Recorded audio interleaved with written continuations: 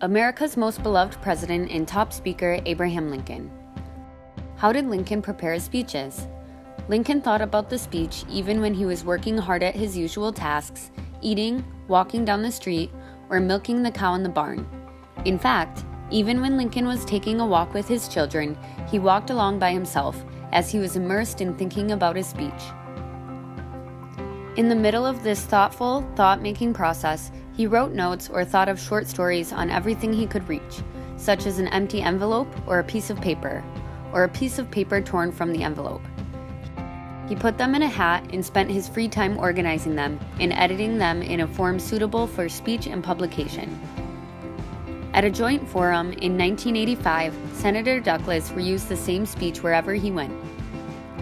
However, Lincoln made new speeches each time by constantly studying and pondering, rather than repeating his previous speeches. In his head, the topic of speech continued to expand. Lincoln prepared every speech more thoroughly than anyone else. When he was elected as the president, before entering the White House, he went into a dusty room with a copy of the Constitution and 3 speeches. Besides them, he did not take any reference. There he wrote his inaugural address without any interruptions or interference. So, how did Lincoln prepare the Gettysburg Address, which is recorded as a historic changing speech and is famous for the phrase, "Government of the people, by the people, and for the people"? When the committee asked Lincoln for the Gettysburg Address, some objected that he would not be able to give a good speech because he had no time to prepare. Even if he had time, they were uncertain if Lincoln will have the ability to say the speech in front of the crowd. They repeatedly asked Lincoln for a short greeting. Lincoln immediately started to get ready. He received a copy of a speech prepared by a distinguished scholar. And whenever he had free time, he took the first draft of the speech and read it. He kept thinking about his speech. When he moved between the White House and the exhibition office, he did not stop thinking while lying on a leather sofa, waiting for a report from the exhibition office to arrive late at night.